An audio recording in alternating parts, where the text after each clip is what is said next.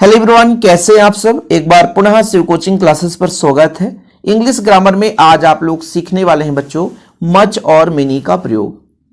मात्र 2 मिनट में सीखोगे, ये मेरा वादा है ना। वीडियो को अंत तक जरूर देखना। मेनी का मतलब होता है बहुत या कई।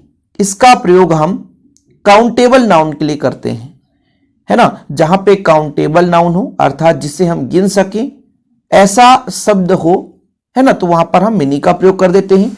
और जब बच्चों अनकाउंटेबल नाउन हो, मच का मतलब होता है ज्यादा, यानी मात्रात्मक वस्तुओं के लिए मच का प्रयोग करते हैं अनकाउंटेबल नाउन में। बस आप लोगों को वाक्य में यह समझना है कि काउंटेबल नाउन है या अनकाउंटेबल नाउन है। इतना यदि आप लोगों ने समझा। जैसे बच्चों काउंटेबल की बात करूं तो पेन क्या है, काउंटेबल है, गिन सकते हैं हम, है ना। कॉपी की बात करें तो कॉपी क्या है, काउंटेबल है, गिन सकते हैं। ठीक है बच्चों। ऐसे आप लोग देखो, यदि हाउस लिखा हुआ है, हाउस घर मकान नंबर गिनते हैं, बिल्कुल, है ना। कोई सिटी है बच्चों, सिटी गिन सकते हैं। कितने सिटी है इंडिया में, तो जिन्हें हम गिन सकते हैं वो काउंटेबल है। लेकिन अनकाउंटेबल नाउन जैसे शक्कर, शुगर जिसे बोलेंगे, है ना, राइस, चावल, वाटर, मिल्क, ये क्या है, मनी। बहुत सारे लोग कहते हैं कि सर पैसा तो हम गिनते हैं, लेकिन इसको मनी को अनकाउंटेबल नाउन के श्रेणी में रखा गया है, ध्यान रखिएगा, है ना। मिनी नहीं, मनी ही, जिसे हम रुपया कहते हैं बच्चों। ओके, चलिए तो यहां पर एग्जांपल्स देखोगे तो और क्लियर हो जाएगा। जैसे बच्चों बी कैन बाय थिंग्स, यानी वस्तुएं हैं और वस्तुओं को हम गिन सकते हैं, तो यहां पर हम किसका प्रयोग करेंगे बच्चों, मेनी का प्रयोग करेंगे। ठीक है, किसका, मेनी का प्रयोग, है ना।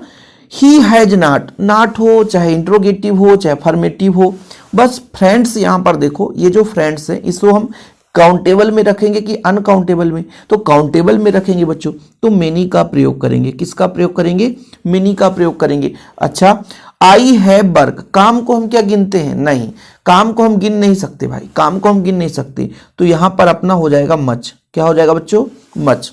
ठीक है। जैसे यहां पर अगले में मिल्क लिखा हुआ है, तो मिल्क को हम गिन सकते हैं, नहीं गिन सकते हैं, है ना। इसकी मात्रा के आधार पर इसको पता करते हैं, तो मच का प्रयोग हो जाएगा। ठीक, चलिए अगला, people come to see the match, यानी क्रिकेट देखने आते हैं, मैच देखने आते हैं, तो यहां पर पीपल जो है व्यक्ति हैं, इनको गिन सकते हैं, तो यहां पर बच्चों अपना हो जाएगा मच। कि मेनी गिन सकते हैं तो मेनी का प्रयोग होगा, है ना, गिन सकते हैं ना। सी हैज नॉट सॉल्व्ड सम्स, ये सवाल है बच्चों, सम्स को यदि सॉल्व नहीं कर पा रहे हैं तो इसको हम काउंट कर सकते हैं, तो ये मेनी हो जाएगा। जिसे काउंट कर सकते हैं तो वहां पे तो मेनी ही लगेगा, कोई छेड़खानी नहीं। मिल्क आ गया बच्चों तो मच लग जाएगा, मिल्क आ गया तो अपना मच लग गया।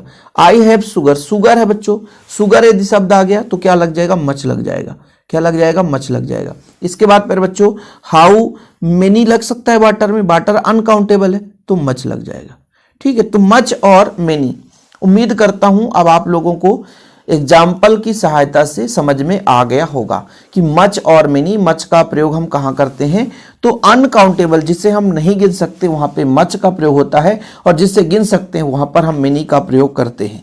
और यदि बच्चों, यदि आप लोगों को ऐसा लग रहा है कि हमें भी, है ना, बढ़िया नोट्स के साथ पढ़ना है, यदि आप एमपी बोर्ड से हैं बच्चों, तो आपके लिए एक सुपर ऑफर चल रहा है। एमपी बोर्ड के बच्चों के लिए 12th का यदि इंग्लिश का आप लोग पूरा नोट्स लेते हैं बच्चों, 12th का इंग्लिश का नोट्स लेते हैं, तो मात्र इस समय ऑफर में 50 रुपए में दिया जाता है। कॉन्टैक्ट नंबर है 9685299149। शिव कोचिंग क्लासेस से नोट्स लेकर के प्रॉपर तैयारी कर सकते हो, मात्र 50 रुपए, जो बच्चों आप लोग सुबह के नाश्ता करने में खर्च कर देते हो। तो एमपी बोर्ड के बच्चे यदि नोट्स लेना चाहते हैं तो इस नंबर पर व्हाट्सएप पे कॉन्टैक्ट कर लें। ओके, फिलहाल अभी के लिए इतना ही। जय हिंद, वंदे मातरम।